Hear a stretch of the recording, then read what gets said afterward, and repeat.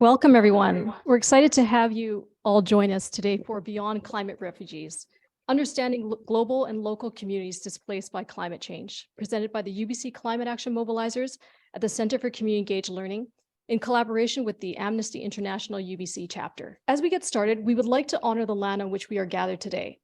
UBC's Point Grey campus is located on the traditional, ancestral, and unceded territory of the Musqueam people. This land has always been a place of learning, and for millennia, the Musqueam people have shared their culture, history, and traditions from one generation to the next. As we think about opportunities for working collaboratively for collective community, it is important that we pay our respect to the Indigenous caretakers of these lands who are integral to its past, present, and future. We also acknowledge the ongoing resistance movements by Indigenous land, food, and water defenders in our commitment to sustained climate action and support. The UBC Climate Action Mobilizer team is deeply grateful to be here today on unceded territories. My name is Angela Hahn. I use she, her pronouns, and I'm an engagement advisor at the UBC Center for Community Engaged Learning, otherwise known as UBC CCEL. I'm joined by members of the UBC Climate Action Mobilizer team, including our moderator for tonight's event, Isabella Montecalvo. Izzy is a fifth-year student majoring in human geography and has been part of the UBC Climate Action Mobilizer team since May 2022. While there are only a few names on this slide, the UBC Climate Action Mobilizers work as a team at CCEL, and they are all here this evening to support tonight's event, filling a number of roles from chat moderation to tech support. So who are the UBC Climate Action Mobilizers? The Climate Action Mobilizer Project is a youth-led approach to collective action on the climate emergency. This project enables UBC students to co-create innovative climate solutions in collaboration with communities, and our focus is on helping to make real on-the-ground change. The UBC Climate Action Mobilizers work as part of the team at the Center for Community Engaged Learning. Our mandate focuses on connecting communities with UBC students and faculty to work on the most critical social and environmental issues that impact society today. Building on the Center's Social Impact Lab framework, the Climate Action Mobilizer project aims to empower UBC students to tackle the climate emergency by engaging with communities to collaborate in the development of convening events, workshops, climate conversations, and events like this one. We also collaborate with community in the development of climate action projects and other innovative and sustainable solutions to address the climate crisis. And now, I would like to take a moment to welcome everyone into this space as unique individuals with diverse histories, experiences, values, identities, abilities, and talents. This session is a space for learning and sharing, while honoring, inviting, and listening to these unique perspectives. To create a safe space, I would like to encourage everyone to be supportive of each other's experiences, particularly when exploring the impacts of climate change on individuals, families, and communities. As we move forward in today's activities, community agreements are an important tool to guide us, foster a brave space for sharing, collaboration, and common agenda building, while providing opportunities for all participants to feel safe in participating fully today. With this in mind, we invite you to challenge the concept, not the person. Step forward and step back to allow others to contribute. Be present and participate with an open mind and a sense of curiosity while listening actively, and practice respect, compassion, and safety. We have some quick housekeeping items that we would like to address as we get started. For accessibility, we've tried to make the font size in our slides as large as possible, and we aim to minimize the amount of text for accessibility. We will also try to use clear and concise language to avoid any confusion. This event has no scheduled break, but please feel free to take bio breaks as you need to. I would also like to note that this event will be recorded with the intention of sharing it with participants who are not able to attend tonight's event. If you feel uncomfortable with being recorded, please don't hesitate to turn your camera off. Additionally, the panel discussion will have an audio transcription to increase accessibility. And finally, we always invite feedback to help us improve, and you will be invited to participate in a quick survey at the end of this event with an opportunity to win a great door prize. As we get started, we wanted to acknowledge that today is International Women's Day. International Women's Day is celebrated annually on March 8th to recognize the social, economic, and political achievements of all women. It's a time to celebrate the achievements of women and to raise awareness about the challenges that women still face. While progress has been made, there is still more work to be done. It is important to continue to advocate for equal opportunities and to support women in all fields. For tonight's event, we're proud to be featuring an all-women panel and moderator in recognition of the important work that women do as community leaders, climate refugee advocates, and climate disaster preparedness specialists in tackling the important issue of climate displacement in Canada and internationally. To set the context for this event, we'd like to provide some background information. The term climate refugee is not endorsed by UNHCR, and Canada does not recognize climate migrants under its current immigration law. Overall, the term does not fully account for all those displaced by climate change. And as such, at our event, we will be using the terms climate displacement and climate displaced individuals. Currently, Canada is not committed to any legally binding global pact on climate change displacement, and there is no official definition for climate change-induced internal displacement within Canada. If this is something that you feel needs to be changed, following the panel discussion and Q&A session, there will be an opportunity for you to write a letter to the federal government to voice your support for the increased protection of climate displaced peoples, led by UBC's Amnesty International chapter. So why is climate change displacement an important issue? Climate-induced population displacement is happening right now in Canada and places around the world where populations face high risks from climate change impacts. The number of internally displaced peoples emerging as a result of climate change impacts is predicted to reach 140 million by 2050. And many of those displaced will inevitably cross international borders to find safety. Canada is likely to become a very sought after geographic location for climate displaced peoples or refugees as climate change progresses. Canada is also facing climate change impacts from flooding, wildfires, heat waves, and other extreme weather events that have displaced Canadians locally, and you'll hear more about these impacts from tonight's panel. So here's a breakdown of how tonight's event will go. We're going to start by hearing from our guest speakers about their experiences with climate displacement. We will then promote discussion by asking our panelists a series of related questions. Next, you'll have an opportunity to ask our panel any questions that you may have using Menti, and we'll post the link in the chat soon. This will then be followed by a letter writing session led by our friends at Amnesty International, UBC. So let's find out who's here with us tonight. First, I would like to introduce one of the representatives from Amnesty International's UBC chapter to speak about the letter writing session that they will be leading following participant Q&A. Hita, would you like to say a few words? Absolutely. Thank you so much, Angela.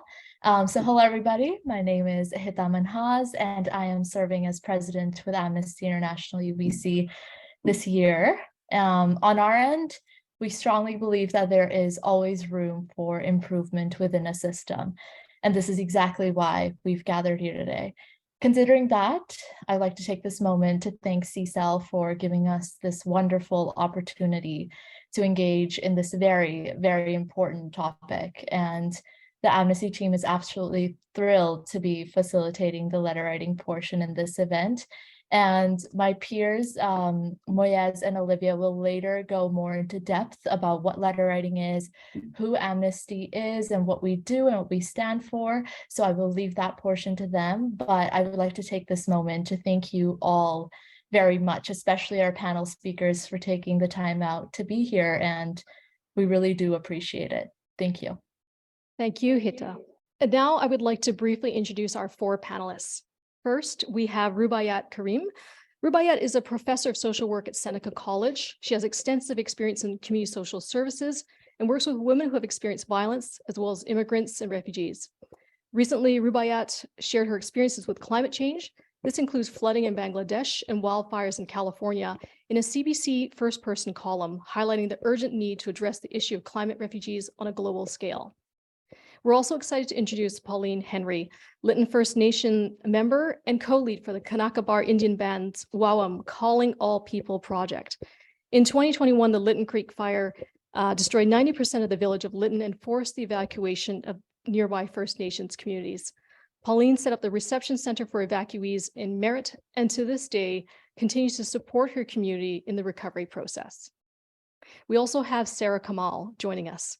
Sarah is a disaster displacement and community engagement specialist and is the co-lead with Pauline in the WOWM Calling All People project. By the Kanakabar Indian Band's invitation, Sarah is working with Pauline in conducting community engagement with Indigenous emergency workers and residents displaced by the 2021 Lytton Creek fire, with the aim of understanding Indigenous priorities around federal climate displacement policies and informing the government's UN Declaration on the Rights of Indigenous Peoples Action Plan. And last but not least, we have Lila Darwish. Lila works for the City of Vancouver as a resilience and disaster risk reduction specialist. Before joining the City of Vancouver, she was the manager for the Advanced Recovery Team and a recovery operations specialist for the province of British Columbia, Emergency Management and Climate Readiness, BC, supporting communities in their flood recovery in the Fraser Valley and Lower Mainland following the 2021 atmospheric river event. Prior to that, she worked for the City of New Orleans Office of Emergency Preparedness through many disaster response and recovery efforts for hurricanes and floods, as well as the World Central Kitchen for the Hurricane Ida response in 2021. And with that, I would now like to turn tonight's proceedings to our moderator, Isabella, to help lead the panel discussion. Thank you so much, Angela, and thank you everyone for coming here today, and our panelists, of course, for sharing your insights today. So we'll just start off first with an kind of introduction question. We will be asking each panelist if they don't mind introducing themselves a bit and sharing a bit about their own experiences with climate change and how it displaces individuals, families, and communities from their homes, both domestically and internationally. And if they have time to share what brought them to this panel discussion today. So I will first be asking Pauline, if you could answer this question, if you feel comfortable. If not, then I can ask another panelist. Hi, Yerik in Jawa Wilha Hansquashed, in Kiiza Mimi, in Squaza George, Pauline Henry, in Tlakapanchin. My traditional name is Wilha'a. My parents are George and Mimi Henry.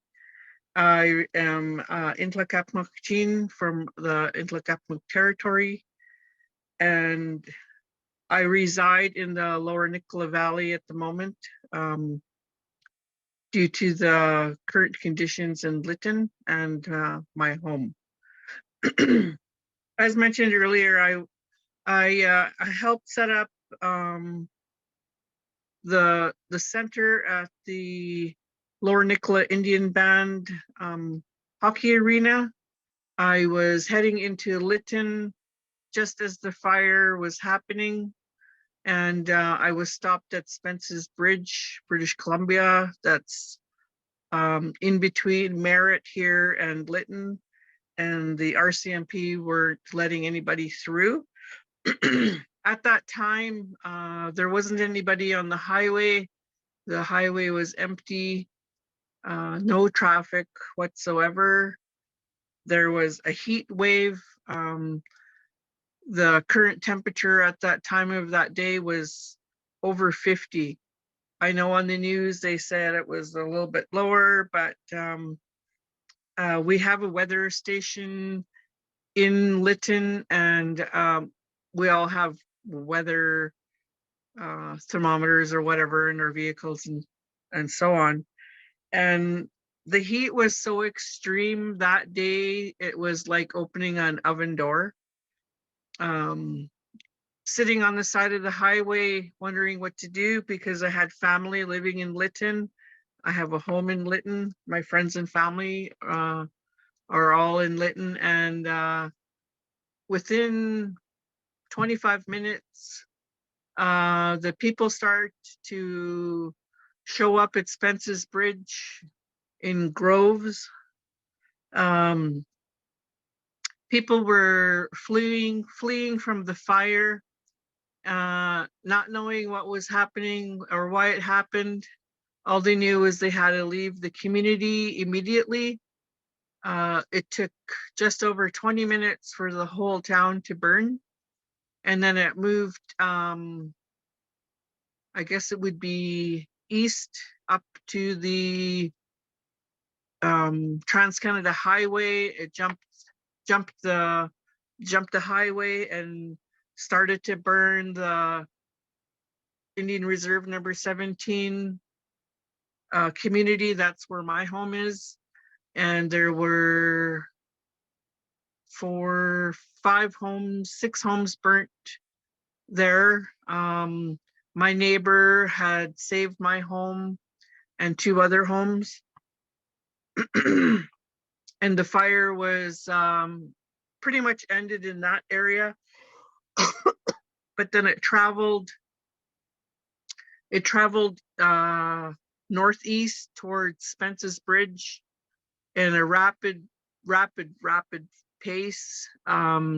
It moved from Lytton to a reserve called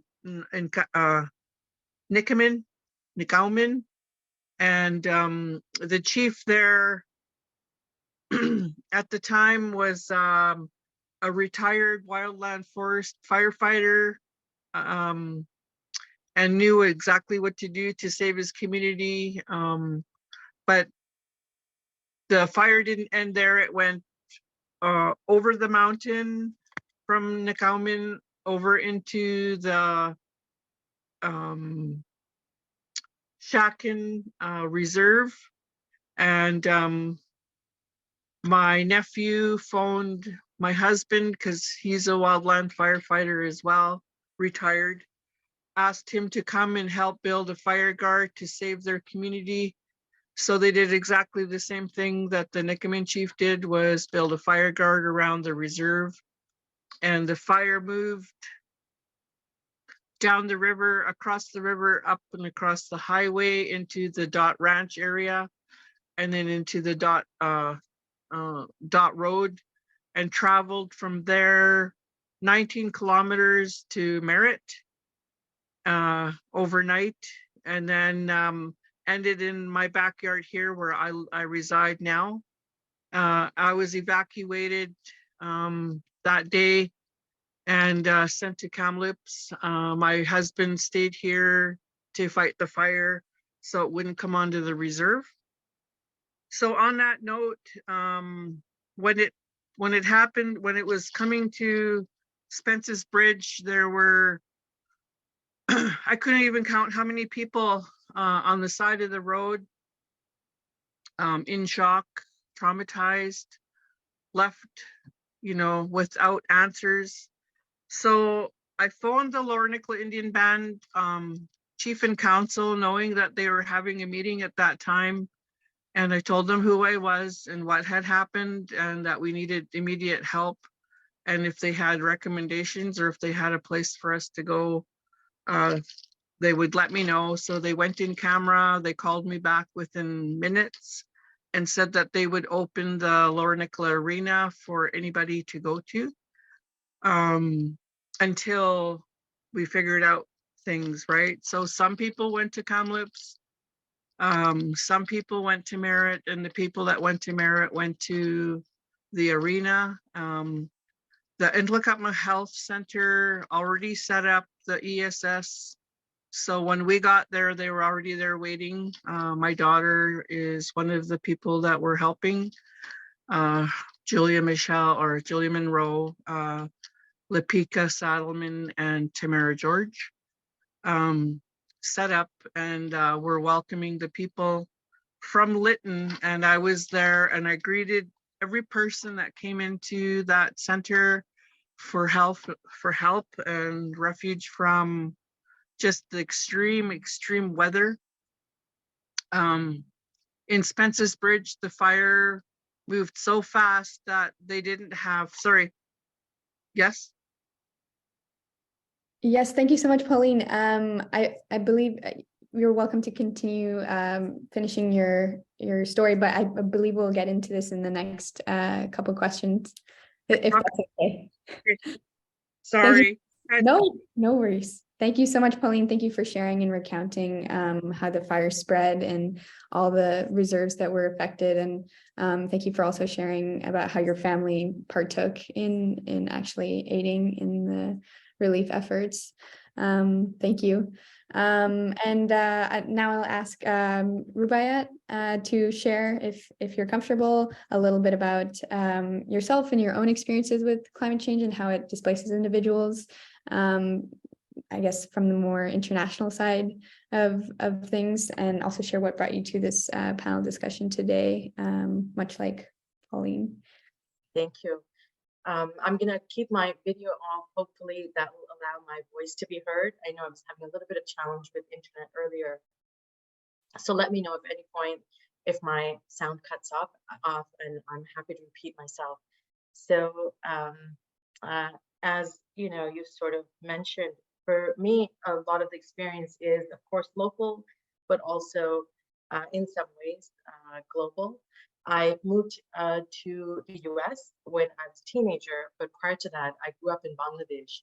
And as you know, some of you may already know, particularly if you've heard about kind of the monsoon rains, but also the floods that happen in the South Asian context annually. You know, flooding is really quite common given kind of the geography or sort of the location of the land that I was born in. And so often we would have floods, but, you know, of course, with rising global temperatures, but also with increasing sort of fluctuations in the temperature and global climate, what often happens to this day is that there is severe sort of riverbank breakage. So it's like, you know, the land sort of just goes into the water. So what often ends up happening is that people lose their homes, they lose their lands because of the floods. And it happens annually, it happens to many people. And of course, I grew up at a time when it started to happen, or, you know, at a time when it was sort of the initial phases of in the 80s, where we started to have them more frequently and in more, you know, severe ways than we had before. So with rising temperatures, what we started to see, of course, is even, you know, higher sort of lands getting flooded. So I grew up in Dhaka, which is sort of the capital city of Bangladesh. And I remember being a child and you know, taking a boat out of our home to get groceries because the city was flooded. And so I remember those experiences almost in hindsight, because of course, as an 8-year-old, I certainly didn't understand what that meant or why that was happening. But, you know, with the changing climate and with sort of the climate crisis, particularly in Bangladesh, there was a lot of impact on also the political and economic experiences of people. So many people started to leave, including my parents. So my parents immigrated to the United States, and we, of course, moved to Los Angeles, of all places, where you had not just earthquakes, but lots of wildfires, also as a result of climate change. So as I was, you know, going through high school and university, that was sort of a very common occurrence, particularly in the 2000s when wildfires were raging quite frequently. And so I remember a specific moment when, you know, I realized that, you know, this is not, because of course, often when these things happen, when wildfires happen, you know, it's sort of talked about as though it's an individual responsibility, right? So make sure the brush around your home is cleared and, you know, you're maintaining your property so there aren't wildfires. But we know that the reasons for it aren't necessarily things that can be controlled at the individual level, or even at the community level. It requires broader policy changes and action. So I think, you know, that sort of got me started thinking about it. And of course, as recently as last year, we experienced a heat dome in Toronto and a heat wave, and many residents had to really protect themselves, look out for their neighbors, look out for people who are more vulnerable.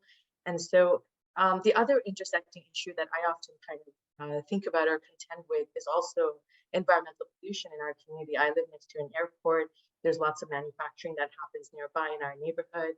Of course, it's a primarily racialized community, primarily communities that are, you know, have a certain lived experience as far as vulnerability. And so sometimes when it comes to consultations, even at the local level, there was, you know, consultation around what to do once the airport gets shut down and what will happen to that space. So we're contending with these issues in real time as far as the conversation on how do we create community spaces, how do we engage communities and make sure that they have a voice, because their lived experience with climate change, but also environmental racism is real, but it also needs to be taken into account as governing policy shift for their actions that are more centered on the voices of people in the community. So, we're at the moment waiting to see what will happen in our community as far as, the quote unquote redevelopment of the land and in the neighborhood that we live in. But these are issues that we sort of contend with on a regular basis. And of course, as I kind of wrote the CCC article, I was sort of thinking about, sort of the thread of these experiences over time. And it never really struck me until I kind of sat down to write it. But the fact that this has been happening for decades and that it's so important for us to raise our voices. And so a lot of the work I do in my work as a faculty or as a social worker is also raising awareness and talking about these issues. So that's sort of what brings me to this panel, and I really appreciate you inviting me. Thank you. Thank you so much for sharing, Rubaiyat, and recounting kind of your experience with it, both in Bangladesh and in the US. You can, if the audience would like to know a little bit more about the article that Rubaiyat was talking about, it's a CBC article that will be shared in the chat, I believe. And thank you also for highlighting the environmental racism that goes on that's intertwined in kind of capitalism and colonialism and how it manifests in these ways for marginalized and vulnerable communities. So thank you so much for highlighting that as well. It's also part of, I think, climate displacement. Moving along, thank you so much for sharing again, Rubaiyat. I will ask Sarah, if you could please share a little bit about yourself and your experiences and your experience with climate change displacement and what has brought you to this panel. Hi guys, Salam, Nehoma. Those are my two languages. I'm half Iranian, half Chinese. I'm transplanted myself. I moved here because of the Iran-Iraq war when I was 10. I'd like to say thank you for this invitation to be part of this conversation. I know with International Women's Day, I'd also like to do a quick shout out for all the Iranian ladies out there. Zan Zendegi Azadi. So, I guess in terms of my prior work, I worked a lot in terms of conflict displacement with forced refugees, forced migrants, youth and women, particularly around Afghanistan for a long time. And I got into emergency management work when I came back to Canada and was working here. And it ended up that through UBC, through the sustainability office, the initiative, I wrote a paper called Out of Harm's Way, which was an effort to look across jurisdictions globally to find out what some emerging practices were around climate displacement, what different governments were doing, and to gear this towards Canadian policymakers and practitioners. So it's kind of like a quick little book that talks about what climate displacement is, what the issues are, how it impacts the current context in Canada, and how to think about it as has been done around the world with a lot of different community responses and national responses. Through that work, I then became involved with what was being done at Kanaka Indian Band, and through many, many discussions with Kanaka Chief and Council, we worked out a plan to do what's now called the WAWAM project.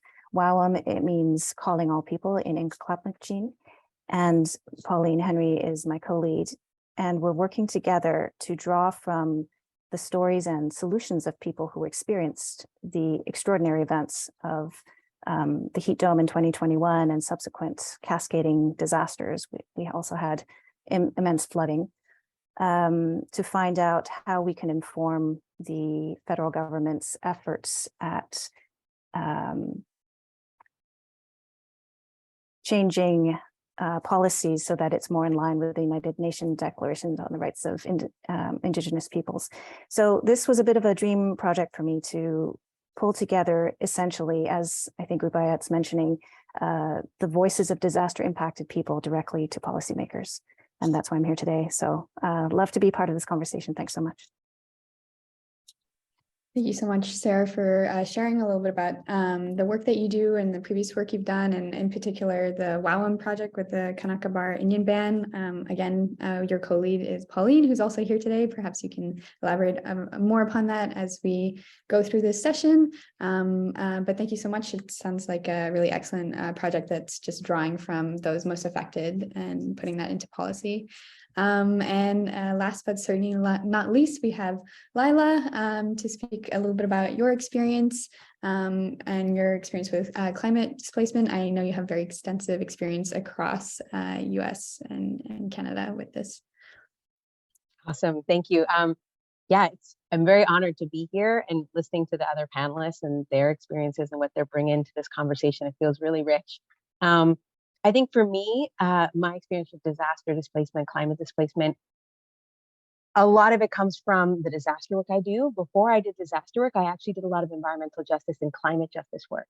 And it was actually in doing the climate justice work and working with a lot of directly impacted communities, folks on the front lines of environmental destruction, that kind of moved me into disaster work. Because the more you work with climate change, the more you start being like, we are in a situation where communities are getting hit by disaster, and some of the communities and some of the members of our community who are already being impacted by systemic injustice in so many ways are being further impacted by these disasters because of where they've been forced to live in these kind of inequitable situations. Our systems, whether they're Canadian or American, when it comes to disaster response and recovery, have a long way to go in terms of equity. And so just kind of felt like a natural transition from climate justice to disaster justice for me in terms of my work.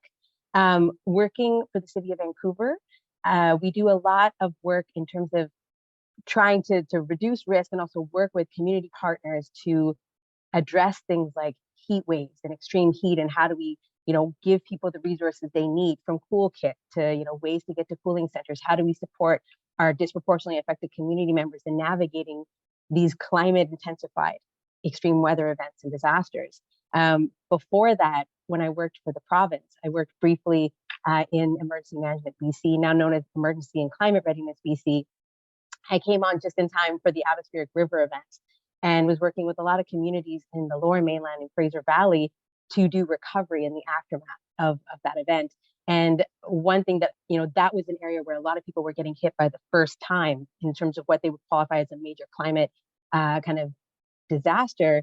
But I had colleagues who were working in the interior part of the province who were working with communities, kind of, like Pauline and Sarah mentioned, who were actually had fire, and now we're dealing with flood.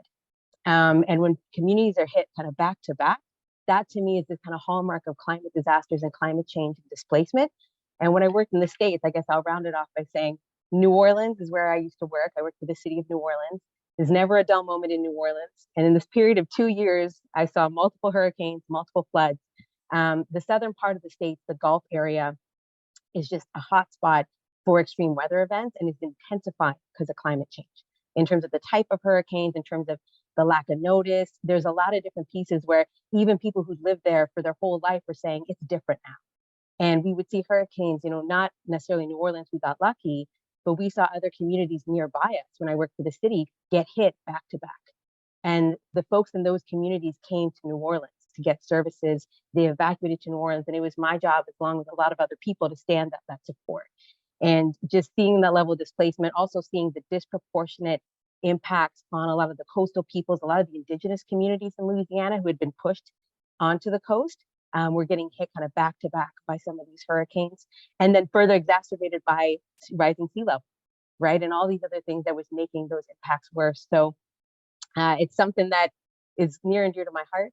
And, always trying to find ways to be more equitable in how we do disaster response and how we support people in recovering and being able to have that resilience to what's coming.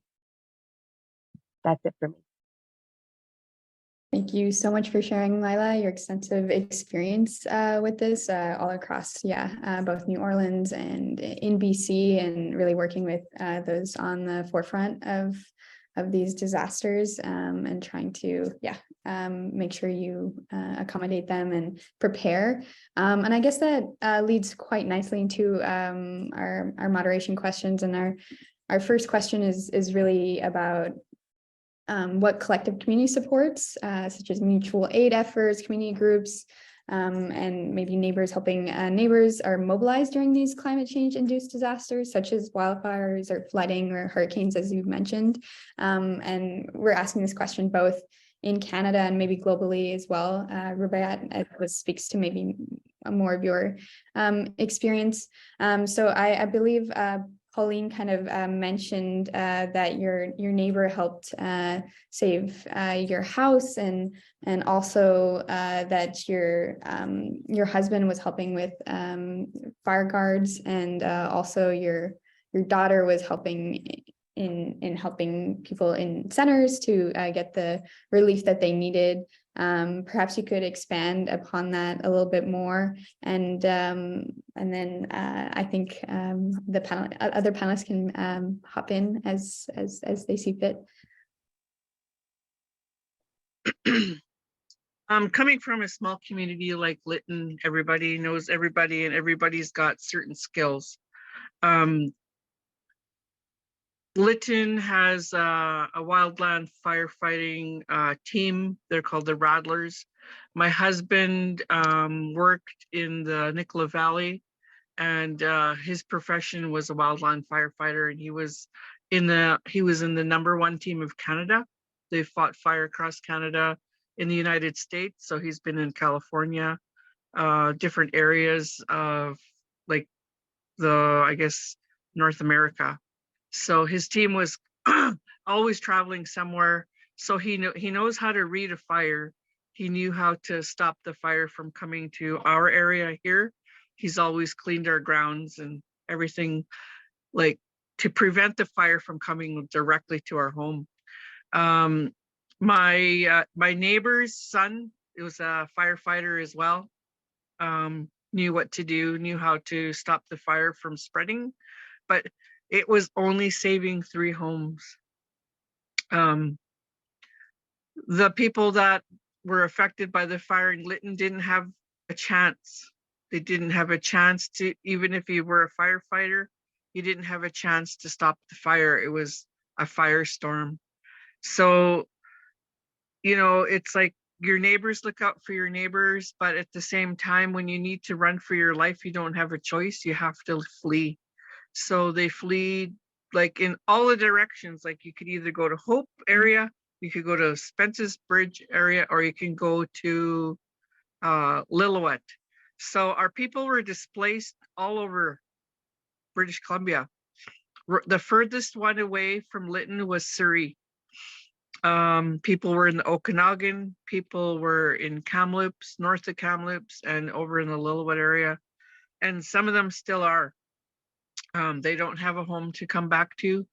The recovery and the rebuild is very, very slow. The process is like very slow. The village of Lytton has new regulations now that they need to abide by to rebuild. And a lot of the people just took the insurance money and ran. They're not coming back, which is really, really sad. So when Lytton is rebuilt, it's going to be a different community. It's going to be different people. And that's hard to take, because when I go home to Lytton, I know exactly where everybody is. I know exactly where everybody lives. And it's going to be a sad day. It's going to be a good day, but it's going to be a sad day because some of the people just, they can't do it. So I know a few of them that have moved to the coast. When the fire happened and I did a call out for help. We have the Intlakatma Health, and Intlakatma is our territory. It's our traditional territory that covers a vast amount of reserves in our nation. So they had some of their girls were semi-trained, were learning on the job that day. It was a matter of hours, and they had that resilient or the registration area set up, and volunteers started to come in like that day or that next day. So excuse me. We had a really good team that worked at the center. Um, I volunteered for, it was approximately 67 days, day and night. I worked, I got to meet some really like terrific people that were helping the communities, that were bringing in semi-truckloads of food, water, clothes, everything. I was recognized by TNRD, and they hired me to work in the Resiliency Center in Kamloops. So I helped set up the center there. And we had the we had all of the evacuees come that were in our area in the TNRD sector to come and do a needs assessment. And if there was anything else that they needed help with, I was there to help them or guide them or give them direction. I greeted everybody at the door to make them feel like, you know, I know somebody here. And they really appreciated that, the time that I took to greet everybody. I did the same thing at the arena to ensure that they weren't just coming to Merit, they weren't just coming into arena, but they knew somebody that was there that could help them. And I'm still helping them today. Like to this day, I still get emails, and I still get private messages on my phone, people looking for help. It's caused a whirlwind of trauma.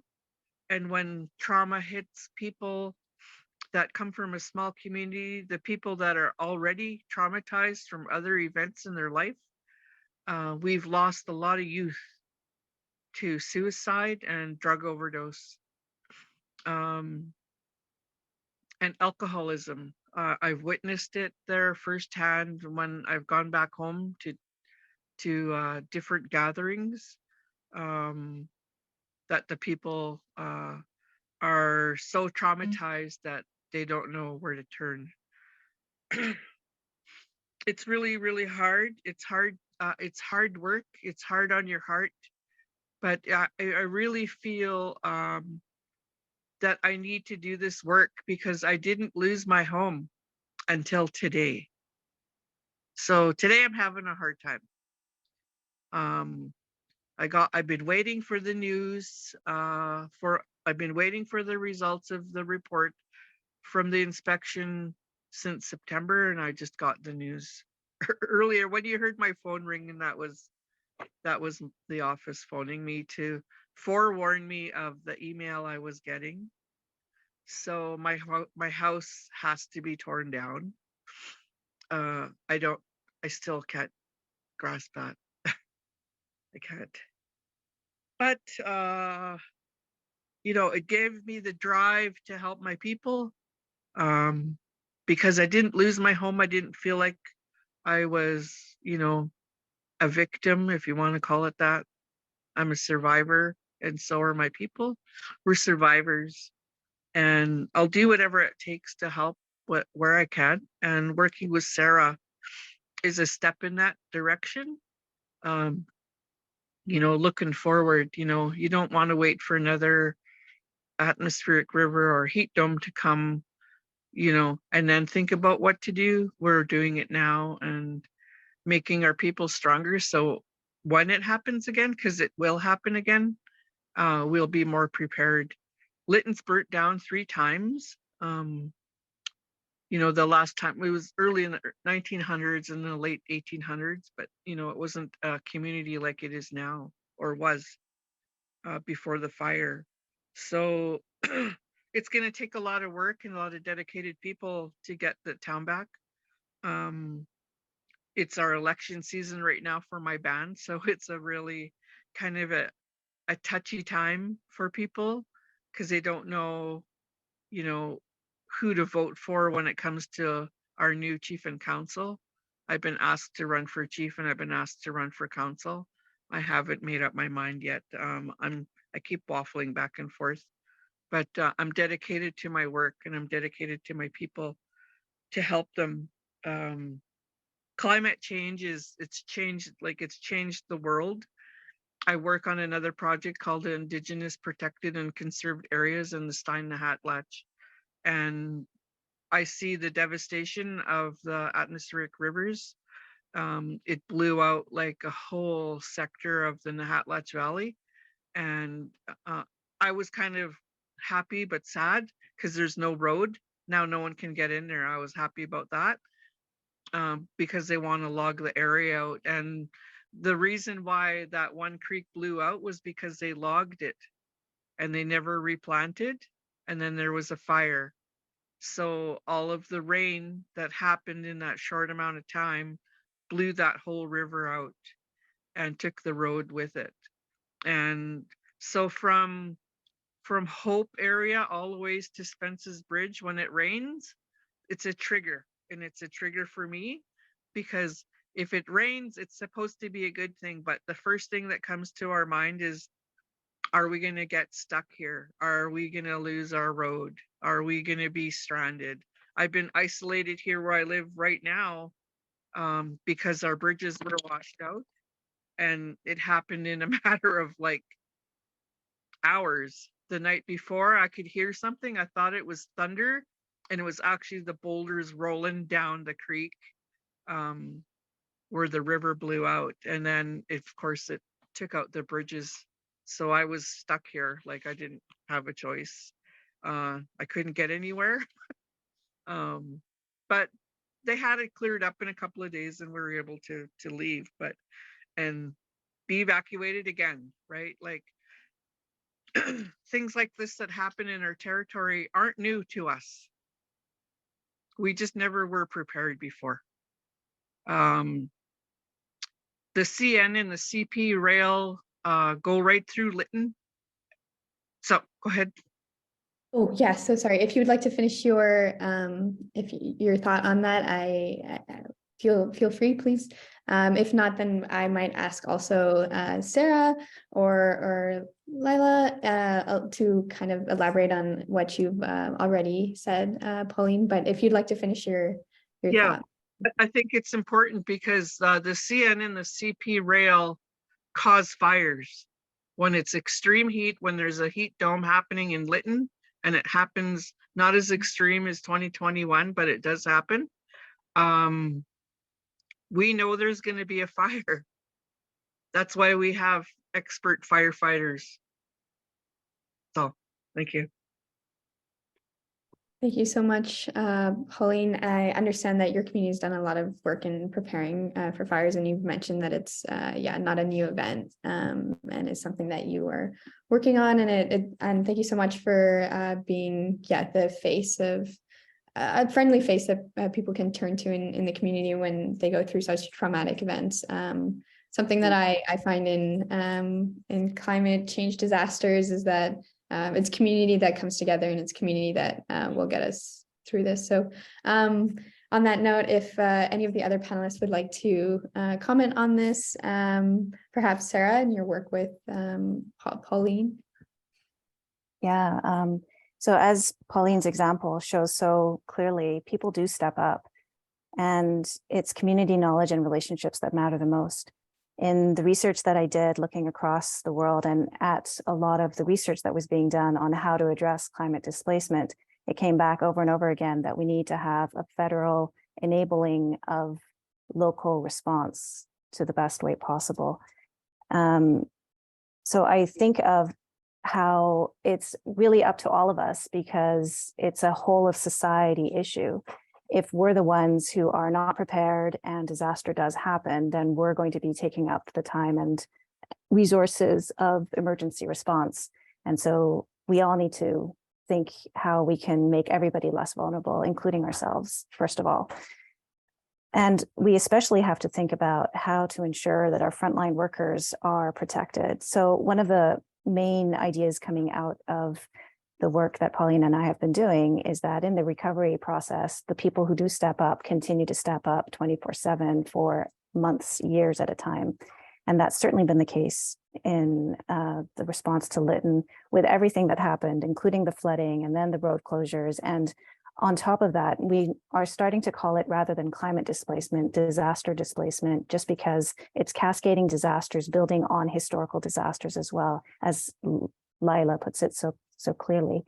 So when we took a look at what some other examples are of people in the community moving up to respond, one that I'd like to introduce to people who might not know of it is the Dancing Deer Disaster Recovery Center. If you look that up, the person who was in charge of that is Darlene Yellow Old Woman Monroe. And there had been a very intense flood in Siksika Nation over in Alberta.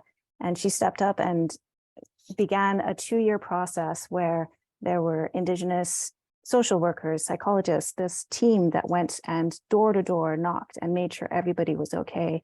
And it ended up that all the help organizations, governmental agencies, et cetera, were knocking at their door and saying, where's your list of people who need supports? Because that information wasn't available to anybody else. So having that local knowledge has been so important in many areas. And I'd like to speak a little bit to not just about the recovery period, but when people step up in the community to be prepared and look ahead. There have been cases where, for example, a planner in just one single planner in working in the municipal level said, I can take a look at model data that show that in 10, 20 years time, there's going to be an influx of 50,000 people into our community. How can we prepare for that? And made sure that planning processes involved that form of data-informed, I guess, planning, decision-making for what would be required.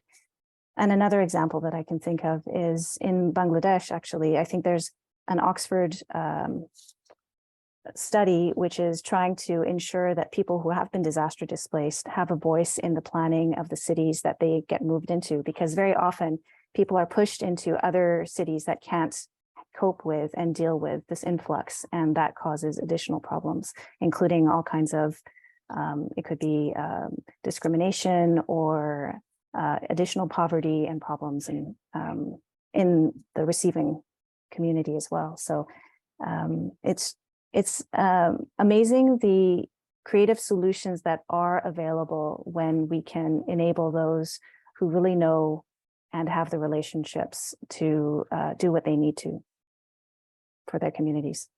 Thanks. Thank you so much, Sarah, for just emphasizing that the importance of this local knowledge and really bringing people together and informing proper practices for resilience. I think that leads nicely to, I think you mentioned in Bangladesh that there's a study to look at putting those who were displaced from disaster and to have a voice in planning. Rubaiyat, if you are familiar with that at all and would like to comment on that, that'd be great. And then Lila, I promise we'll get to you.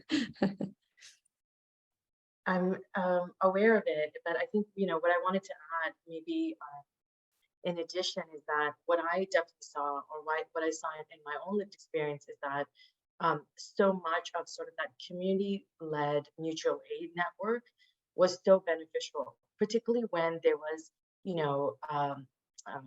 vulnerable, when people are impacted and there isn't necessarily that level of trust in institutions. So, depending on what their experiences have been with whether it's local government or even sort of like the state level government, many times what I have seen and continue to see is that so much of the effort is local.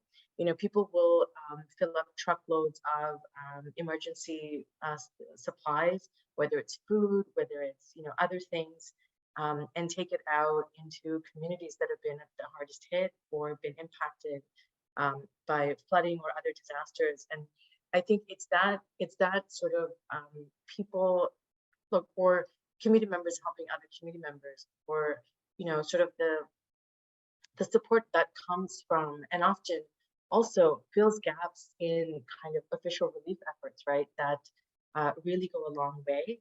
And I think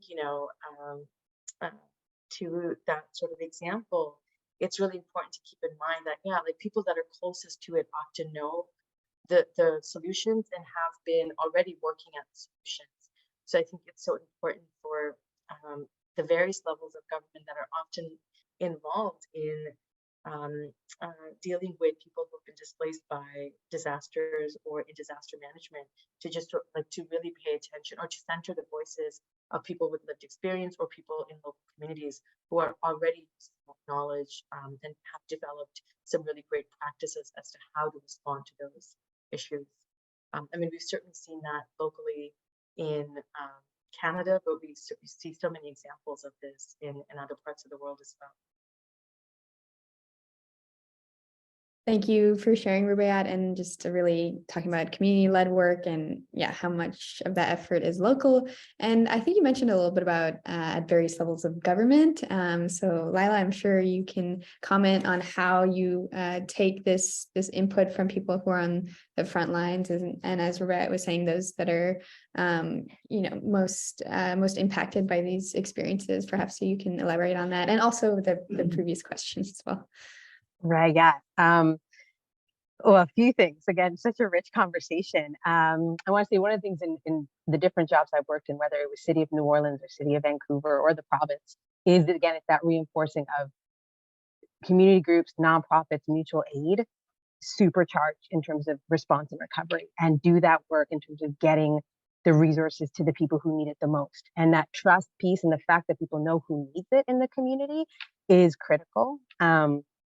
And one of the things often in emergency management, especially kind of the more traditional disaster response and recovery side of things, is a lot of the folks who are doing that work, or some of the more established institutions on that, don't always have those relationships like they should, and also don't always know how to work with nonprofits and community partners. And that's something that I've seen actually quite consistently in the work, and something that we worked really hard to do in New Orleans and also in City of Vancouver, is really kind of get to know the community groups on the ground, whether it's community groups, houses of worship, different kind of community leaders, build those relationships ahead of time before a disaster, so that when it happens, we're able to kind of get the resources and kind of elevate the needs, because we have that direct relationship and some trust has been built, at least between kind of, leaders among the communities and some of the folks doing the response.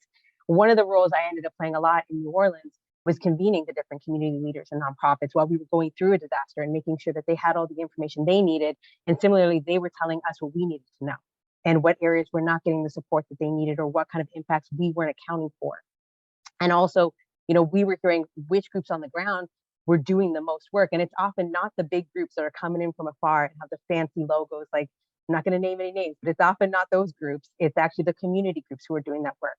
And trying to find, like, one of my jobs was I was getting, as a city person, all this money coming in from philanthropy, all these big people wanting to give money, making sure that money made it to the folks who were on the front lines and doing the work, and actually doing directly working with, folks who were undocumented community members or low income or whatnot.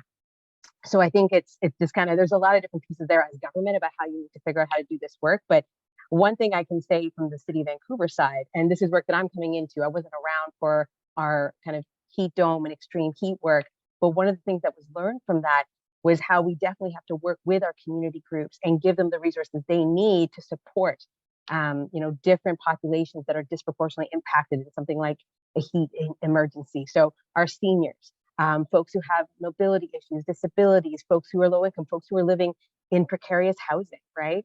We have a lot of folks in this city who do that work and do it really well. We have neighborhood houses, we have, frontline service providers.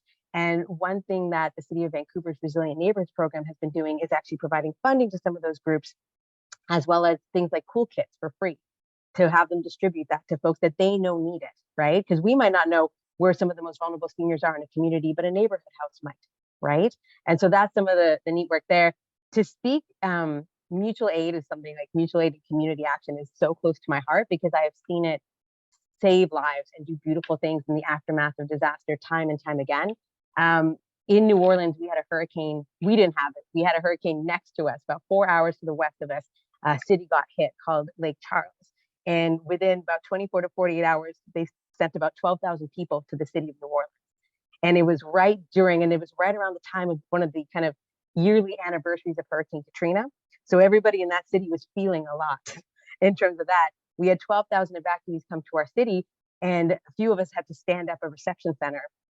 And I can't tell you how difficult it was to keep the people of New Orleans from just bringing everything to that reception center to help people out. Like we were saying, please don't bring donations, and people were just like fighting you to get it to them. And people wanted to help so bad. And we had one mutual aid group that actually stepped up and said, you know, we know people are going to need things from who are evacuees. They evacuated with nothing. You know, give them our contact and we will find people in this city to meet their needs. Instead of just dumping donations on them, let's actually give people choice and dignity. You know, you see little efforts like that. We had another hurricane where the city lost power for 10 days, and a mutual aid group set up kind of decentralized charging stations and said, who in the city still has power, run a cord out from your house so that people can come and charge their phones and do this, that, and the other. And neighbors were helping neighbors, right? You know, we've seen in the heat waves in Vancouver, you know, we have community folks who are calling and doing wellness checks, who are delivering water, who are stocking community coolers. We see this a lot. And even down in the South, we got people who are rescuing people and doing whole Cajun Army, Cajun Navy, get in a boat and find folks and get them, right? And I think one of the most beautiful things about disaster, I mean, nothing is beautiful technically about disaster. One of the I don't know how to say it, like the thing that gives me inspiration is that it does galvanize a community, and it gives people, you know, they come together in a certain way. And what's interesting is it's a heartbreaking way and it's tragic because of everything that's lost. But what I've seen is communities that have had that happen to them, when disasters happen to other communities nearby, they have such an outpouring of wanting to support them. I saw that in New Orleans. I saw that with communities who wanted to support New Orleans. They thought we were getting hit because we'd helped them before. Like that idea of paying it forward and loving people up, it is kind of a neat thing to see. And I think, you know, in BC, because communities are impacted and more communities are being impacted, you're seeing that, you know. Kamloops, I think someone mentioned about kind of host and receiving communities. Kamloops is a community where a lot of folks end up evacuating to in the summer because of fires and things like that. And there's some really neat work happening in Kamloops around getting kind of a nonprofit committee ready to kind of be that host city, right? And to support evacuees better every time, you know? So there's interesting work on that front, and it doesn't take the pain out of disasters or the tragedy out of it, but it is that piece around resilience. And the more folks, you know, kind of have that in their heart to do that work, the better. And I think one interesting final piece around kind of, we talk about displacement, well, actually two pieces on that. One, we have a lot of people who are kind of moving around, you know, coming to Canada or who are moving within Canada because of disaster, right? And those people kind of, when disaster then hits the new community that they're in, it is traumatizing, but also those folks are bringing experience to say, I've been through this before. And people have different lessons that they've learned in terms of surviving and kind of coming together on that. So I think we kind of see that brought to the front. And I think Sarah mentioned this piece around displacement. One thing we've also seen, and New Orleans is actually a really interesting case in this, is that when you have major disasters where people are really displaced and they can't come back for a while, it's hard. Like in Lytton, people haven't been able to rebuild. When people are really displaced, it means that then it's hard in terms of some of the decisions about rebuilding that community. Or we start to see, like in the case of New Orleans, it's hard for the folks who've been displaced to take part in some of the political pieces around rebuilding. They're not being kind of engaged in terms of the planning process either, and their needs and their communities can be written off. And so there's some really interesting things if communities do get displaced. How do you engage people in the place that they've ended up? How do you work with the host communities to make sure that those folks are getting that same input into the places that they were in, that they want to go back to? Because most people want to go back to where they left. It's just the recovery process is so cumbersome and difficult that they're not able to come back. And if you don't have a home, that's kind of ground zero for whether you can come back or not, right? And so how do we support people in getting that? And how do we support them where they are in participating in whatever visioning and rebuild has to happen? Thank you so much for your words, Lila. Yeah, really, yes, galvanizing, as you say. And yeah, just really talking a lot about, like, thank you for talking about Hurricane Katrina and New Orleans and how these hurricanes kind of bring people together, and the outpouring of support is really beautiful. And these, like, just mutual aid networks are just wonderful to see in the event of disasters. But yeah, you did mention a little bit about how hard it is being displaced and how to take part in those political spheres of rebuilding, and how communities can be written off in those sectors. And I think we touched on this a little bit about throughout the panel discussion so far. So I guess that kind of leads me into my next question, which is what is currently happening in Canada now. I think everyone has touched on it a little bit in terms of ways to prepare for these climate-related disasters and for people facing climate displacement. And also, what are the challenges that individuals currently face? I believe everyone's kind of mentioned a few of the challenges. I believe Pauline has mentioned some of the challenges coming into it. And of course, Lila, you've also mentioned the challenges in getting voices out there and heard, and to make an impact and make sure that the work that is being done is very relevant and appropriate for the people who have been displaced. If any panelists would like to take that on to start, I won't direct it just yet, but I can. Yes, Sarah, please go ahead. Thanks.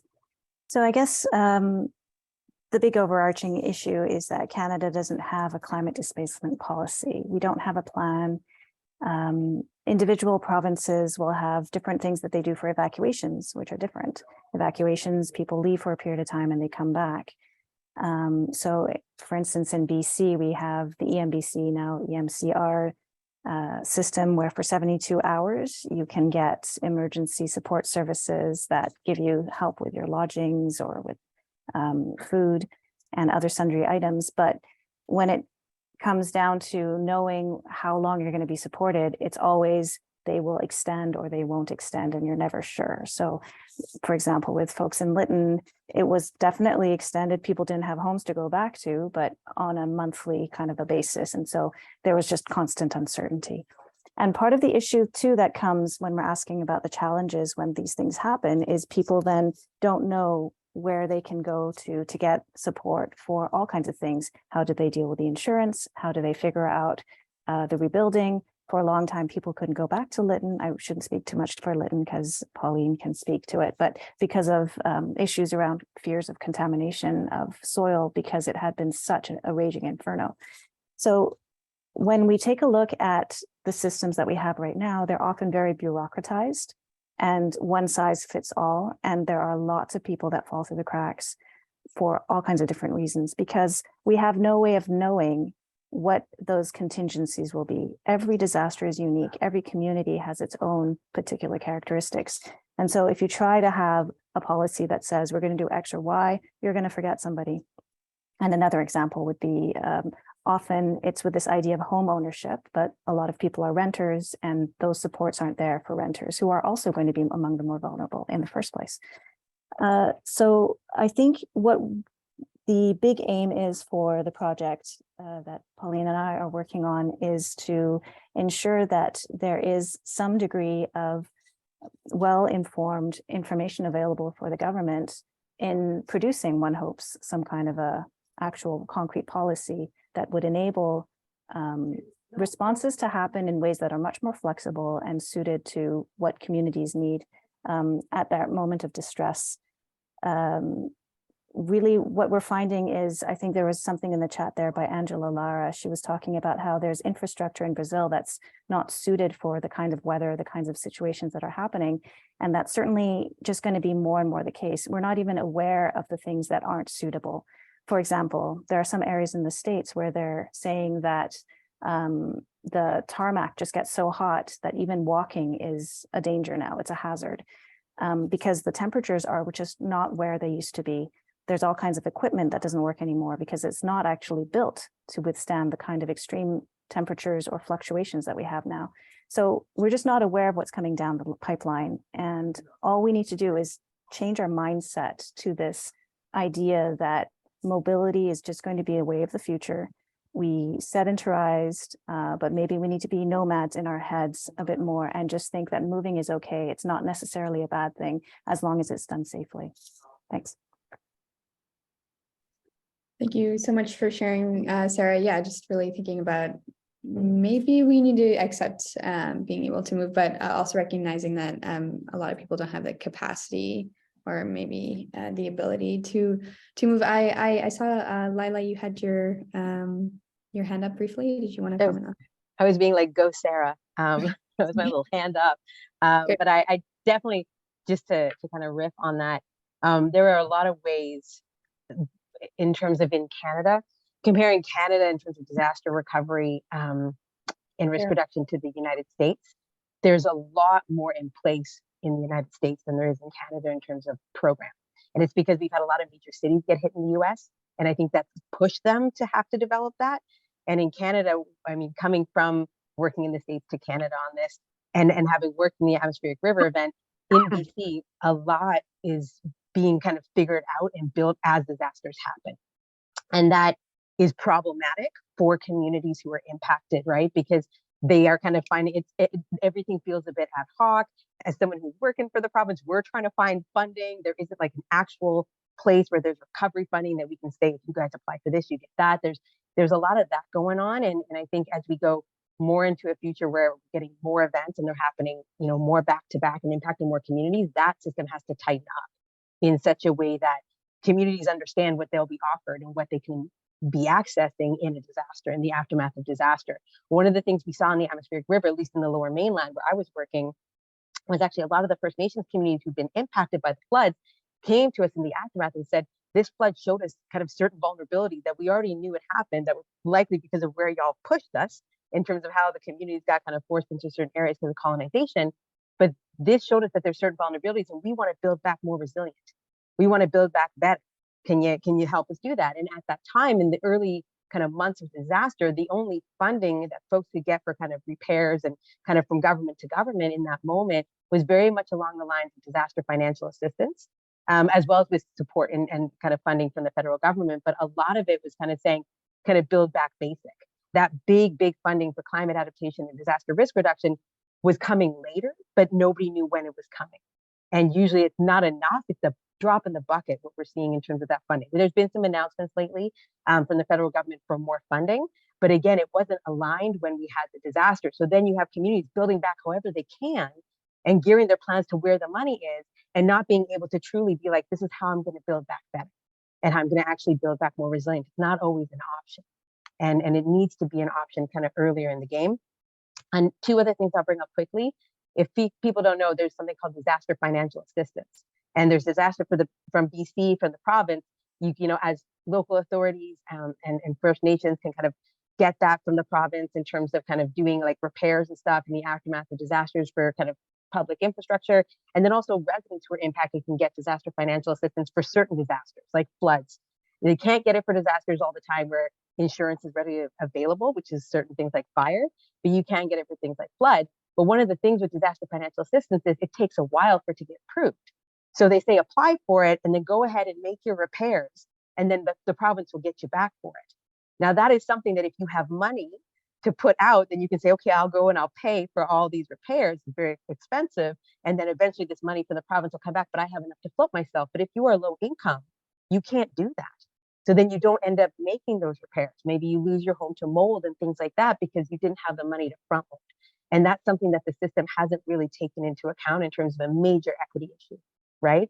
And then the final thing I'll say just in terms of challenges for individuals in the aftermath of like, you know, climate disaster in Canada. And I mean, we all know about this, but the housing scarcity and the unaffordability of housing, one of the key pieces of disaster, and we saw it in the aftermath of the atmospheric rivers, is people had to move. They lost their home and they couldn't find something comparable that they could afford.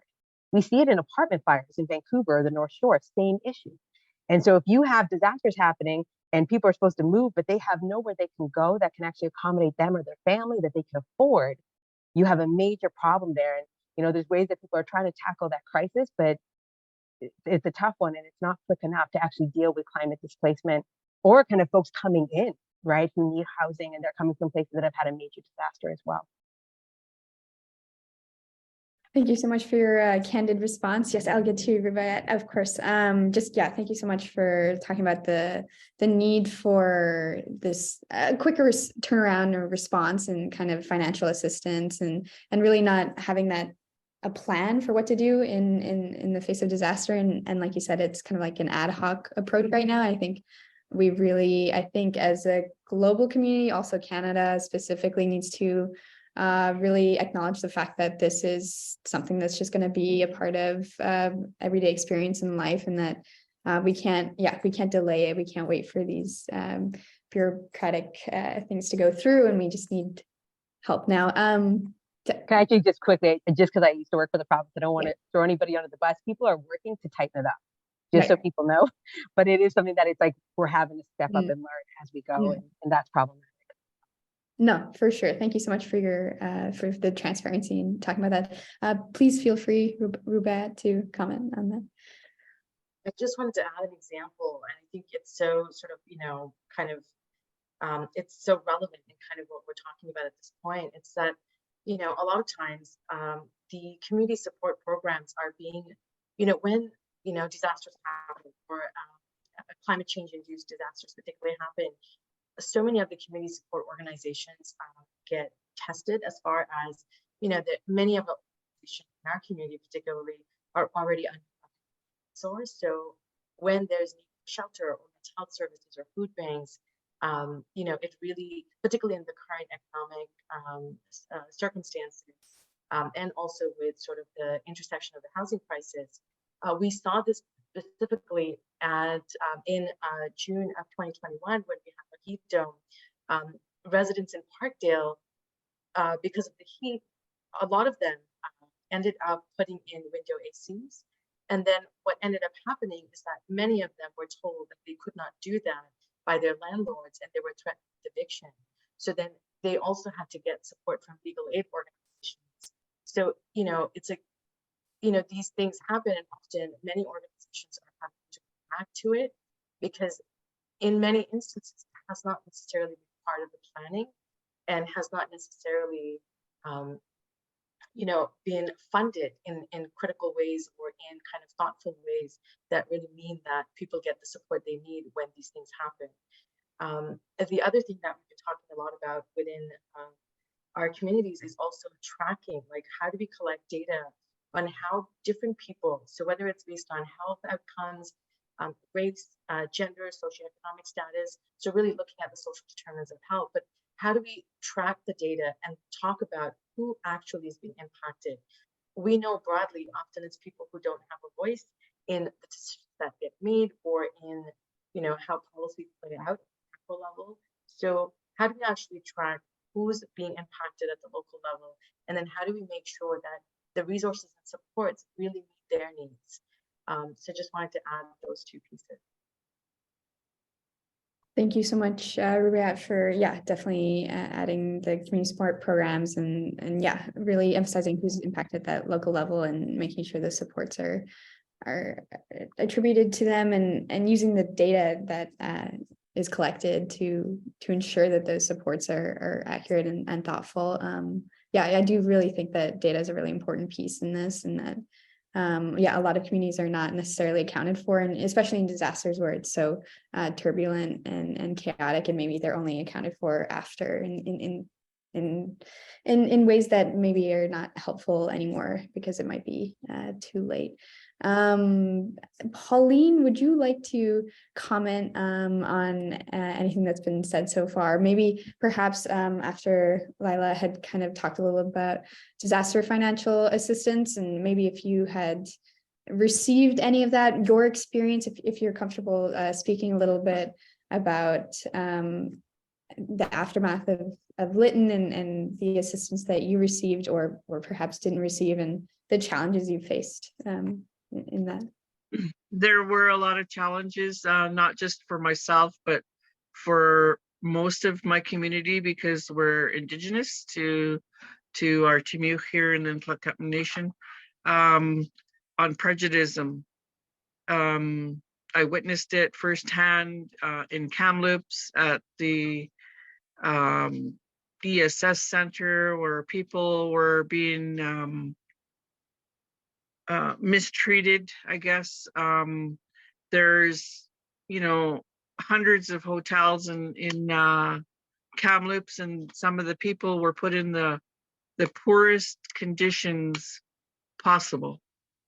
And they didn't know they had a choice of where they could stay. So when they came to the resiliency center, some of them were upset because of where they had to live and the living conditions they had in Kamloops. And I was like, I couldn't believe it. Like I said, so where are you staying and why are you not liking it? And they're like, well, it's a drug area and we feel unsafe. They're coming from a very small community, very small, and getting put into a city where they don't know how to get around. They don't know how to adapt. They were getting ESS funds. And that's something that I think they really need to review, is how they disperse money when it comes to a family getting a voucher for $1,000, and they need to spend that whole $1,000 or they lose out. So, but you spend a whole $1,000 on groceries and you're living in a hotel, where are you going to put the food? They don't have freezers, they don't have fridges, some of them didn't have stoves, so being displaced and put in a foreign situation, even though you shop in Kamloops on a week or a monthly basis, is different than having to be living there. So I helped a lot of the community members move and put families together in units, like in a family unit in a hotel. I had to fight with the people at EMBC ESS to do that. But I said, what does it matter to you where they live? If you're getting the money and they need to be moved closer to the family or what have you, why not do that? So when it comes to funding, that's a really big touchy topic. The Red Cross did help. They gave me $1,000. I didn't get an extension on any of the anything that was available. Like my home here where I live, we're evacuated for a couple of weeks, and they said, well, you just live like in Merritt, like you're like 45 minutes away. We don't need to give you this, we don't need to give you that or whatever. And I'm like, I can't even go to my home, right? Like I needed clothes. And but anyway, there was a lot of things that I witnessed that I didn't think was right. I stood up to a lot of people and said, you need to treat people better, because there are people that are in trauma. There are people that are displaced and have no idea what they're doing and why they're doing it and where they're going. They're so traumatized that they can't think for themselves, and they're only listening to you because they feel like they have no one else to turn to. So why not be a great person and help them out the best way you can instead of hurting them more? I know people did apply for the disaster funds. I don't know if anybody was successful. I think there was like 67% of the homes didn't have insurance. My house didn't have insurance. Now my house is being torn down. There was a lot of things that happened that shouldn't have happened. I was barricaded away from my reserve. I couldn't go to my home. I couldn't go get things out of my house. And then they were doing all types of assessments. I never got a report. I wanted to move home and I couldn't move home. And then not too recent, I was told, oh, people were moving back home before Christmas. And I'm like, well, nobody told me, nobody informed me. So there's a lack of communication. And so when people were moving back to the reserve where I lived, they turned the water back on.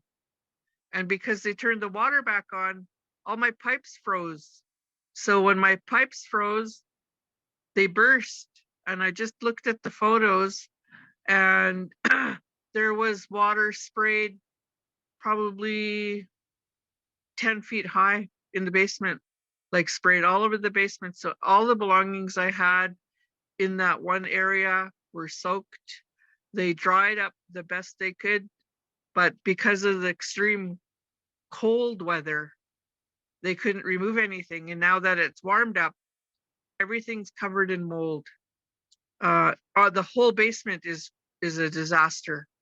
So they said there's no way that it can, they said you have to tear the house down because you can't save it. So, and my house isn't the only one.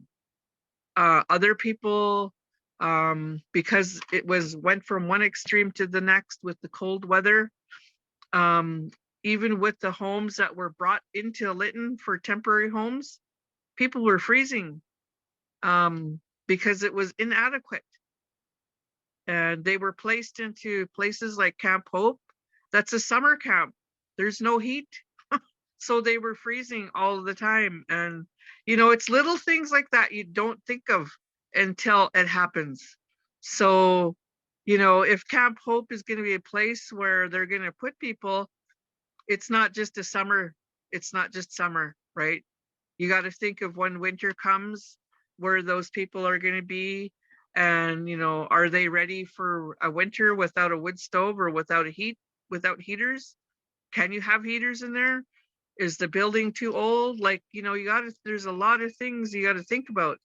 So, you know, I'm the perfect example right now. I don't even know what to do. Like, my house is going to be torn down. Now what? Now what do I do? I was saving money to fix my house so I could move home. I was hoping to move home this year. That's not going to happen. So I'm not the only one in this situation. You know, I thought I was different than everyone because I didn't lose my home. And now I just lost my house and everything in it. So I need to digest that. I need to figure it out. And there is nobody there to help because they just don't know. They've never had to go through this in our lifetime. You know, maybe their grandparents' lifetime, but that was a different day. You know, they were log houses. So I don't know. I'm kind of stuck right now. But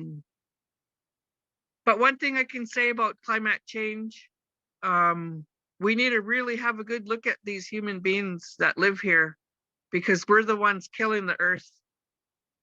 I met David Suzuki's wife a couple of weeks ago, and her and I were sitting talking, and she goes, I was writing down, I'm always writing stuff down. And she goes, oh, what are you writing down? I said, oh, I like little sayings. And I said, one of the things I said you said in when you were speaking was, we can't drink oil. We can't live off oil. We need water. So for us to have water, we need to look after the land. And if we don't look after the land won't look after us. That's all I have right now. Thank you.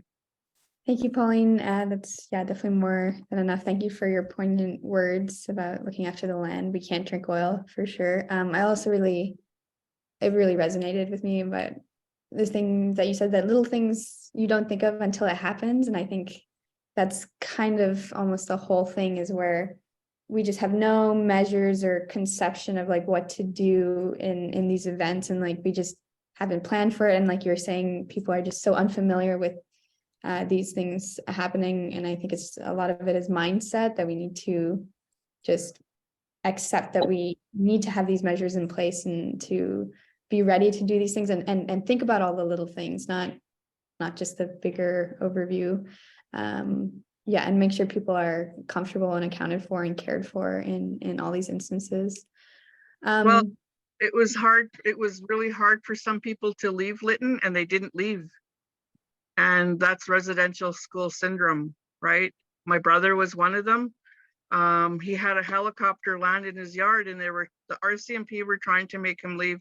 And he said, no, I'm never going to leave my home. If I die here, I die here. I'm not leaving. You can't make me leave.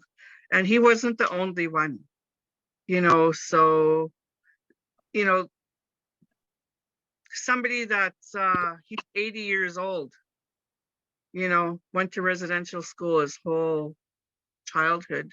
And then you have some 25-year-old RCMP tell you, you need to leave. Who's he going to listen to? Not that person. So a lot of things need to be taken into account when it comes to us, like a small town like Lytton. You know, you look at who lives there. You know, that's just one example. Who lives there and how do they live? How do they survive? So now that there's no forest, there's no harvesting, there's no hunting, our atmospheric river, ruined our fishing grounds. I don't know what's going to happen this year when fishing season comes, when the majority of the people have moved home and they're looking forward to fishing because they haven't been home for 2 summers. You know, it's going to be heartbreaking because there's probably not going to be any fish. Yeah, almost. We got to take that into account as well. You know, we have there's a lawyer working on a civil suit against CN. And I said, well, I don't live there right now, but you can write my name down because who's going to fish for me? There's no fish. So, I mean, that's just a small thing. It sounds like a small thing, but it's not. It's something that we depend on that. I don't want to get heavy into it, but I mean, those are just examples, small examples of what's happening in our world. It's not just Lytton. Thank you for sharing, Pauline, and like really emphasizing that it's not just Lytton. It happens everywhere, unfortunately. And I think really what Sarah said about how it's not this one size fits all. It's very particular to the area. And I think that's a lot of what our conversation was talking about these local supports and understanding, local communities and connections and that trust I think you were talking about earlier, Lila. It's really important. And that's why you work so hard in New Orleans to get everyone together. Thank you everyone so much for sharing. Unfortunately, I think this is all the time we have for our moderation period. I will open up the floor briefly for a question and answer period from our audience members. I'm sure after such a wonderful and rich conversation that our audience members have a few questions for you. Again, thank you so much for answering, being vulnerable in this space and sharing your insights to all our panelists. I learned a lot, and I hope our audience did as well. I will now pass it over to my colleague Matt, who will lead the question and answer portion. Please feel free to ask him to repeat a question or clarify a question if needed. But yeah, Matt will take that on. Thank you again. All right, thank you so much, Izzy, for the introduction. And yeah, I guess we just posted to all the participants that are here today. Thank you again for learning alongside us. But we posted in the chat section a link to our Menti where you can drop a question either to the panel as a whole or to any individual panelists that you would like to ask a question to and learn more about. But yeah, I would like to just personally extend again my thanks to Rubaiyat, Pauline, Sarah, and Lila for joining us today and sharing your experiences with addressing climate displacement and perhaps now trying to build communities and build groups and institutions and bonds that can help with addressing climate displacement and making our communities more resilient in the future. Let's see here. Izzy, if you would like to hop back on, actually, I think we may have one question that we could ask right at the start, or I can ask it, whichever is all right with you. Mm-hmm. But since this is an event that we invited students to, and we are a large portion of the audience here are students here at UBC or elsewhere, what are some ways that we as students, as folks learning our career paths and what we want to do and where we want to contribute. What is, in your experience, what are some of the best ways that we can get involved in addressing climate displacement where you are or wherever we are? Perhaps maybe since you have the municipal angle, Lila, I can tap on you first. Not to call you out if you're comfortable with it. No, it's cool. I was like trying to, my brain wasn't quite, I was like, oh, good question. I think there's so many avenues for folks to get involved. And I think everybody's different. Like it really depends on who you are and kind of what you're comfortable with. I always think more, I mean, again, you could volunteer at your neighborhood house. You could volunteer for one of the community organizations. And when we have things like heat waves or extreme cold or things like that, you could be part of that group of people who's actually like engaging and calling folks and making sure seniors are okay and making sure, you know, some of our more equity denied or vulnerable residents are getting the support they need. Like there's a lot of, we hear it a lot actually from our neighborhood houses, like they could use volunteers. And at times like those peak events, like whether it's like the big snow we had in December or it's things like the heat waves, you know, we need people to be kind of checking up on folks, helping people get to cooling centers, delivering things to them. There's so many opportunities for that and opportunities to volunteer in that way. Like drivers came up as a thing where folks don't have a way to get to, you know, a cooling space or a cooling center, and like how can we help with that? There's a lot of different opportunities at that very local level. I also think, and I think again, there's a lot of ways people can take their interest, but one of the things that I've learned from working in emergency management is that there needs to be more folks who have, you know, community organizing skills, who have, you know, come from communities that are being impacted in that work, because that impacts kind of how services are delivered, where people are looking and kind of prioritizing, and what people actually are like, hey, this is an issue, because they actually have been there, they're connected to community, getting into things like emergency management and disaster response and recovery. If you're passionate about kind of supporting people who are on the other side of the disaster, I think it's really important. And the more people who are coming in who have, you know, a different lens and a different understanding versus just like a very traditional kind of public safety mentality, I think the better we're going to see in terms of our responses and our recoveries, and really supporting communities in the way that they need, because that needs to amplify and get a bit spicier. So I would say, if you have any questions about going into that field, feel free to ask me. I'll put my email in the chat or something. I can be very candid. Thank you so much, Lila. And yeah, thanks for pointing out the role that mutual aid groups, and wait, did I see Izzy pointing up her hand there for a second? Nod, no, that was a no. Thank you for yeah, sharing the passion that you have for supporting the neighborhood houses, supporting the mutual aid groups and other organizations that we have here in Vancouver. I know that even if we are, say, diaspora, I remember one of my colleagues, one of my teammates here, Andy, is part of this group called UBC Kababayan, which represents Filipino students. And even though we are the diaspora, we recognize that they are heavily impacted by climate displacement and climate change events. And one of their events was a fundraiser for those impacted by Typhoon Haiyan back in a couple years back. So I guess just as a segue, Rubayat, recognizing that you are in two places at once, or in some ways 3 places at once, recognizing your experiences in my home in California. How was your experience being choosing to relocate to Canada, and how did moving due to climate displacement influence your sense of belonging, and even as a social worker having to acclimate folks to their new homes here in Canada? Yeah, I think, you know, in each of those instances, like, you know, thinking back to what Holly mentioned, it's like the things we lose along the way, right? And so I think it's important to keep that in mind when we think about like trauma that people experience in moving. Migration often is trauma. Like most often people are not moving because they're choosing to. And I think, you know,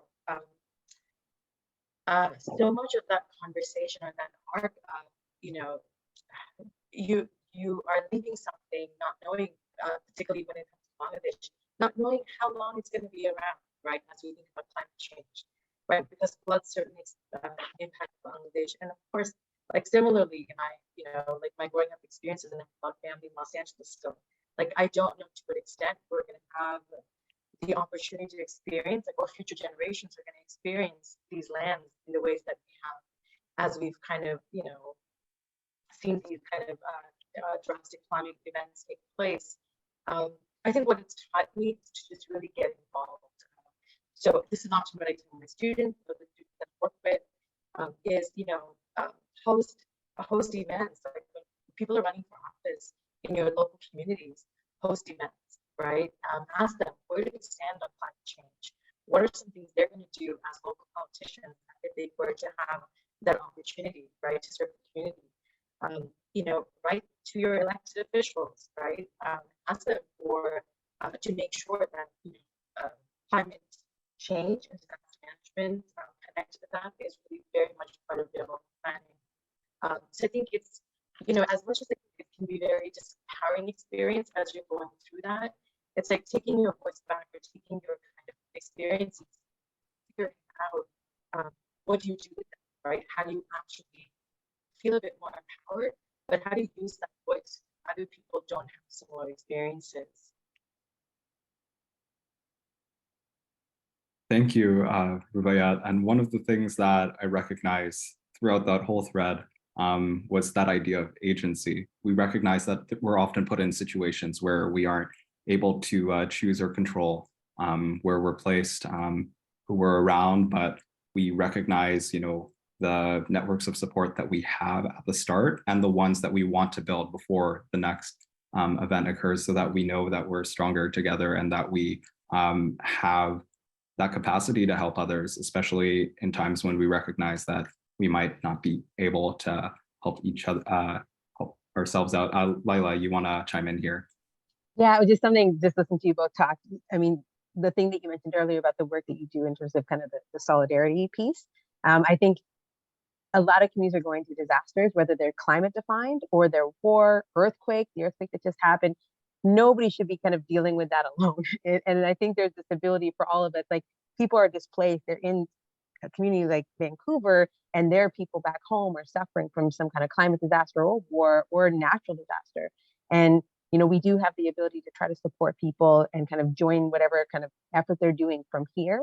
But the other thing I actually wanted to say, and just something for folks to think about in terms of your help and your support, you look at a lot of disasters, and I saw a comment in the thread, is that it takes a lot of, in terms of communities that have been really impacted, 5, 10, 15 years to recover.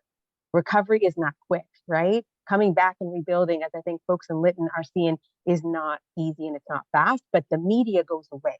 And in climate change, where we have disaster after disaster, it goes to the next thing. And so all that aid and all that fervor and all those nonprofits kind of that weren't local that were helping before have moved on potentially to another event.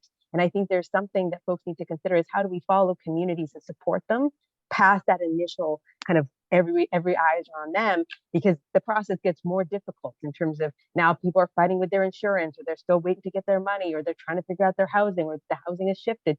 And there's ways that we can try to actually intervene or have advocacy and solidarity throughout that process, and really understanding it's a long-term process to support a community. Thank you, Laila. And yeah, recognizing it is a very complex process, but as you said at the start, not one that we have to deal with alone.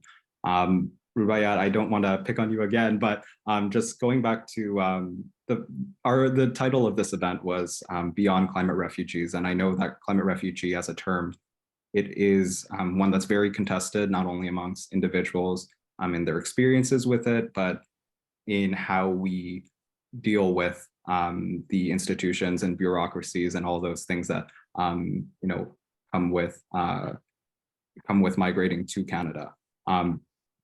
In your experience, or as you might have heard from others, has the term climate refugee been prominent? Has it been something that that individuals are calling for, and what kinds of protections are folks looking for, especially if they're coming from somewhere outside of Canada and coming in? Go ahead, you're eager. Oh my gosh, where do I even start? I think no, it's not. And one of the things that I was kind of thinking about my own lived experience is that like that term, right, like climate refugee, is something that I had to really kind of struggle with, right? Because so there isn't necessarily broad understanding of what that looks like, what that means, but in many ways, it's sort of it fits, but there isn't necessarily a legal recognition of it.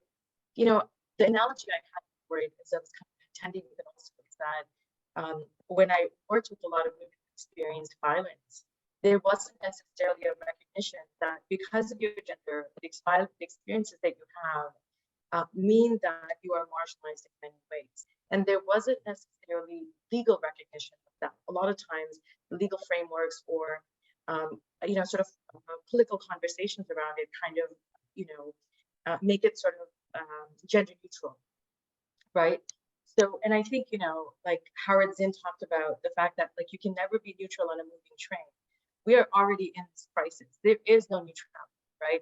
You can't say that, you can't talk about, the conversation of climate change without recognizing that people who are impacted are often very vulnerable and marginalized, and not recognize, like, the role of the global north. Now you've really gotten started.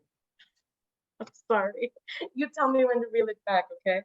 But I think, there's so much inequity in this conversation. There's so much that's missing in this conversation, right? So I think the term is not certainly recognized. There isn't enough legal framework, or there isn't really like a legal framework within the Canadian context, or even, in the global north that talks about the impact of the global north's consumption on the global south, right? And the inequity, the inherent inequity of it. And then of course, so many other things that are connected to it. But I do think, like, in the Canadian context, we know already the number of refugees that are accepted by the Canadian government are very low. The percentage is less than 10%. I think we talk a lot about the experience of, being an inclusive community and really wanting to, support people who are refugees. But when it comes down to it, it's a very small percentage that we actually accept. So I think navigating that conversation as climate change becomes more of an issue and more people that are wanting to come into Canada, we're going to have to contend with xenophobia. We're going to have to contend with the lack of inclusion and belonging that already is happening in our communities. Like, we see that conversation happening as people are, doing illegal or irregular border crossings in Quebec, right? Like, that's already been part of our narrative in this moment. And I think it's only going to be, sort of more of a challenge for the government to contend with within the sort of the immigration framework, but for a lot of communities to contend with when we think about inclusion and belonging. Thank you for that question. Of course, Rubaiyat. And I recognize that we're running a little short on time, but I wanted to thank you, Rubaiyat, first, and recognizing the international, and I mean this in a sense of international, and that includes First Nations, recognizing the sovereignty of First Nations, and how the federal government has to step up. Provincial, municipal governments need to step up, and some are stepping up in order to meet this challenge and also meet these new neighbors that they're about to share experiences with, hopefully create bonds with. And yeah, some might be, I think this was the start of a great conversation, but hopefully not one that will dissipate anytime soon. So thank you again to all of you, to all of our panelists for joining us today. And yeah, I believe Lila mentioned that she'll be able to get in touch, so we'll get information from her and we'll pass it on to all of our participants. But for now, thanks to the panel, and we'll close up the panel session. With that, I will have the help of my tech team here to make this transition nice and smooth.